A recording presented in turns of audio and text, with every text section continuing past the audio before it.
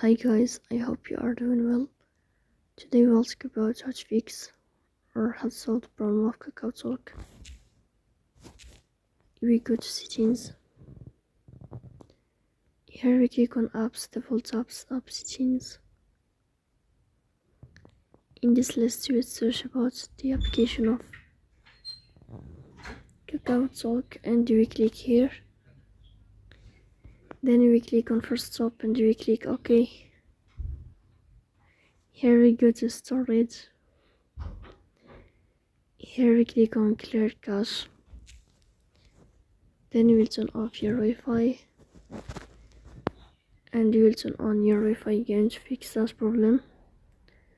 So that's all. Don't forget to support us by like and subscribe. See you next time and thank you for your watching and your attention.